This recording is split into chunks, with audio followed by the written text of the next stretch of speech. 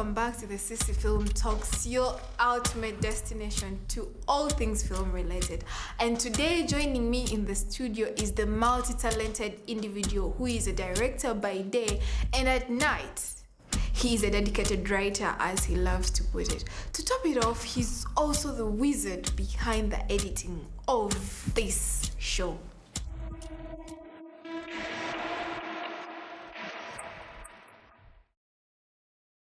Charlie, you know the drill. Can you please introduce yourself? My name is Charlie Kobong, and I am a filmmaker, particularly a director, writer, and editor. Come on, Charlie, that's so brief. At least give us a brief description about yourself, your filming journey, how you got into film, things like that. You know, writers are so expressive, but you're really not giving me the hype. I want that story, I want the fireballs. Give it to me. When I was 13 years old, I remember the age I was because Pulp Fiction was a movie that was rated R18, but I watched it when I was 13, and I was so amazed by the film that I watched all the way through the credits, and I saw all these different roles and people who were involved in making the film, and I dreamed of getting my name on such a list. So I started doing a lot of research into what role everyone does, an editor, a writer, a director, and through this quest led me into a discovery into the world of filmmaking. That's better. So now, how did you go from hobbies to a professional filmmaker? I had an LG G2 at the time, so I'd go on YouTube and get tutorials, mostly from Film Riot. At that time, they just started out, so they had some small tutorials that were easily achievable, so I would shoot them on my phone and try and replicate them. I showed some of these films to my dad, and luckily, he was impressed and decided to support my passion. He bought me a camera. Which camera is that? A Canon T5i, which I still use to this day. And I started making short films. I made 5 short films, which unfortunately I lost. But I don't think the short films were meant to be screened. I think they were a learning curve for myself. After that, I started looking out now for trainings and workshops, any that would be available. At the same time, I was working as a videographer for a lot of NGOs, doing a lot of their videos and pictures, which took me a little away from my love for making films. Luckily, I saw a call from Dilstories where they were training filmmakers in all aspects of filmmaking at whatever level you were studying from, and they were offering paid internships. I saw this as an opportunity I couldn't miss. What were some key takeaways from your training experience? I learned at least a bit of every department, which I think you need as a director to understand and explain your vision. And through this training, I made a short film called Not Alone.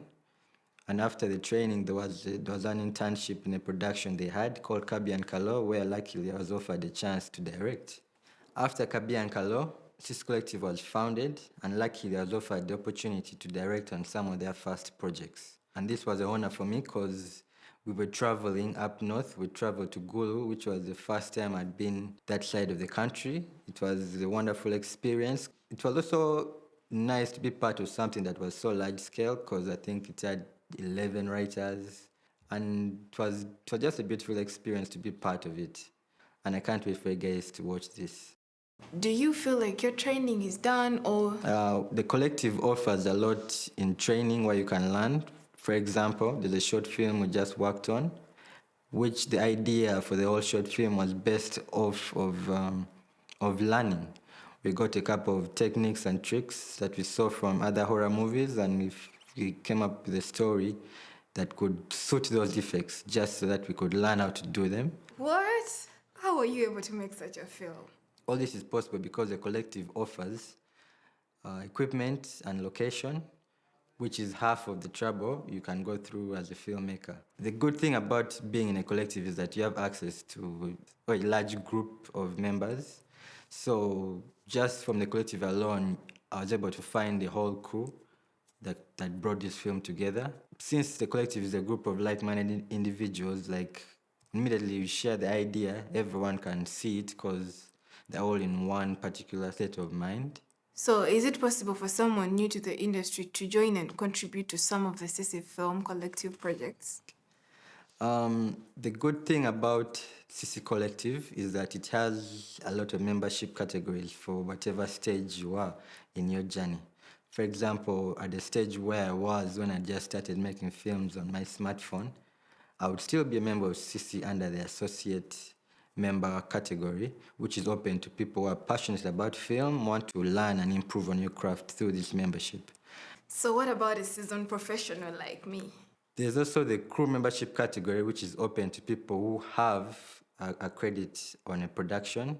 And this includes people in all crew departments, from sound to lights to costume.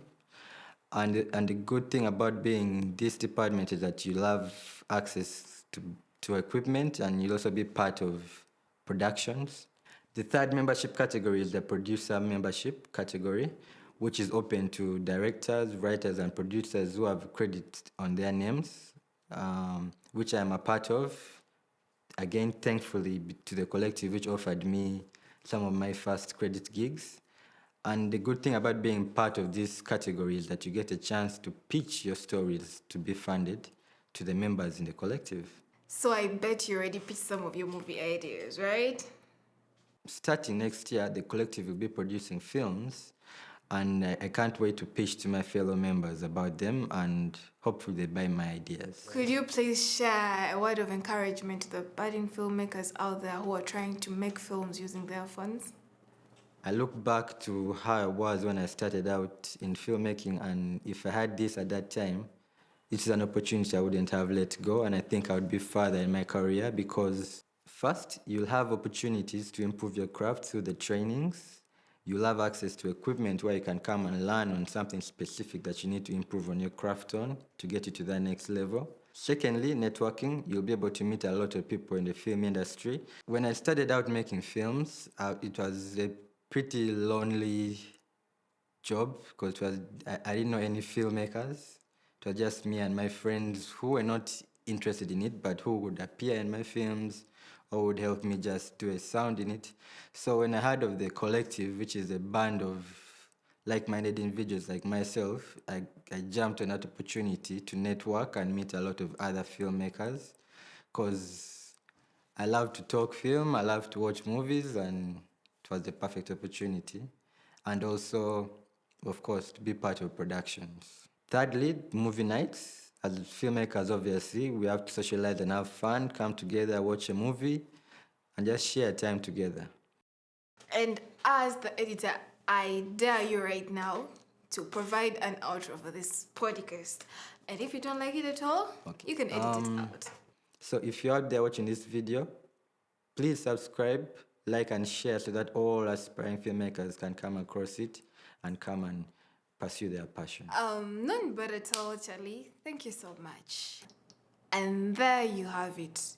Do you dream of upgrading from shooting your films with an LG-G2 to wielding the power of a black magic camera?